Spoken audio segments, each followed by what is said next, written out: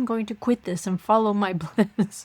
Layoffs aren't personal. It's not a judgment on you as a human being. The sooner we stop taking it personally, the sooner we can deal with a real question. I let the work self eat the whole self. I wanted to pursue my career instead of myself. Be responsible for your feelings. Follow your bliss. Yeah, okay, look, it's a great phrase, especially on a bumper sticker.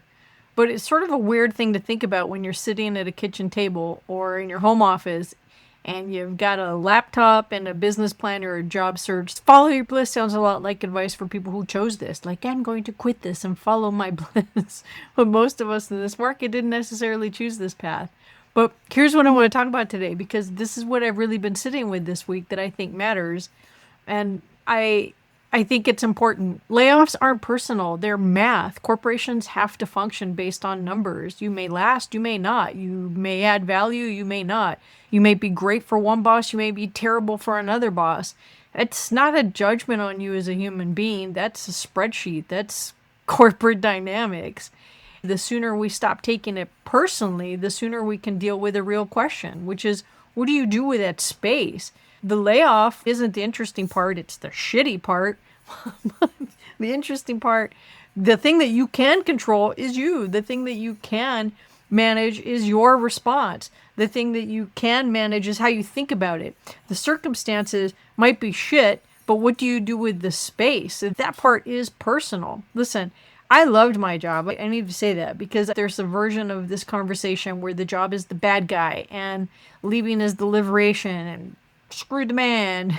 It's very clean and cinematic, and that may be true for some people. That's great. That's not what happened for me. I built things that I'm proud of. I worked with people I cared about. The career was real and it mattered. It certainly mattered to me. I think it mattered to other people.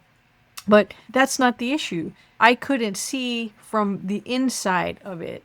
When's the last time that you did something that fed you just for you, not for your resume, not for networking, not because it looked good on LinkedIn or helped you upskill for the next role, but something just for you, something that had absolutely nothing to do with work. The company didn't ask me to give up the garden. The company didn't tell me to stop riding my motorcycle. Nobody said stop having hobbies. I did that. I let the work self eat the whole self. One email at a time, or one long meeting at a time, or one skipped weekend at a time.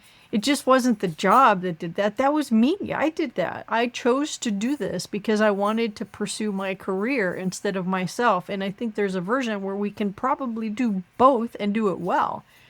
For me, it took getting pushed out to see it, landing and going, who the hell am I without this job? And the thing is that I know that I'm not alone because I've seen this and I've had this conversation with people. What I'm describing is a blended personality. The thing that happens when your work self adjusts to your life self adjusts to your work self, and before you know it, there's only one thing there.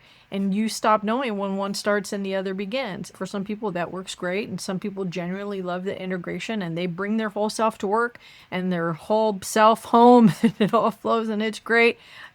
Beautiful for you.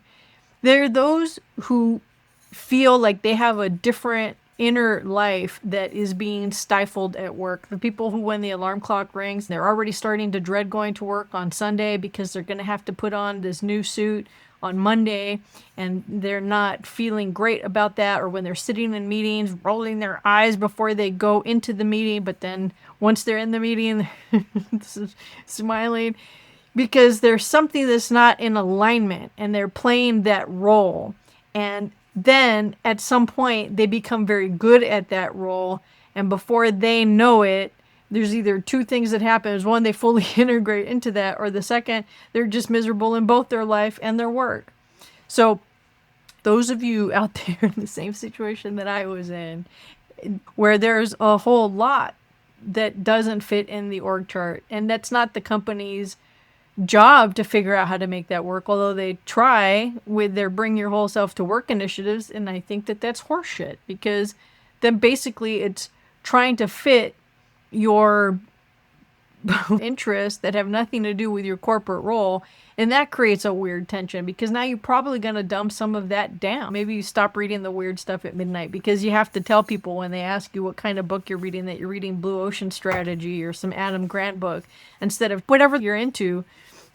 The issue is when that personality goes away entirely, because we forget to preserve ourselves. And every person I've talked to who's been through this, every woman in her 50s staring down a link list full of open to work banners has been telling me they feel the same thing. A weird cocktail of relief and dread, fear, excitement. Who am I? Am I still marketable? Do I really want to do that again? And there's this strange, terrifying, electric recognition that the whole person is in there and I haven't been paying attention to it. The question is, what are you going to do? What feeds you? And the balance, the difference between who we are and what we do. And now, whether by choice or by a phone call, some of us now have a chance to reclaim that. So if you're in the middle of your own version of this, don't let anyone tell you that being scared means you're doing it wrong. You can be both terrified and exhilarated at the same time. And that's not necessarily confusion. That's a signal inside of you that part of you is waking up, the things that excite you and that fill you with joy. So what I think follow your bliss means isn't necessarily quit your job, burn it down. I don't think that's it. I think it's simpler than that and harder than that at the same time. I think it means cultivate a relationship with yourself that isn't about work. Allow yourself to be responsible for your feelings and for your emotions and for your happiness and for your space. What did you used to love that got quiet? What's the thing that you've been doing the one day, someday about? For me, I'm reclaiming this for myself, and it's not because I left corporate, but regardless of what happens next with work or income for me, I need to take time for what feeds me. That's got to be a non-negotiable.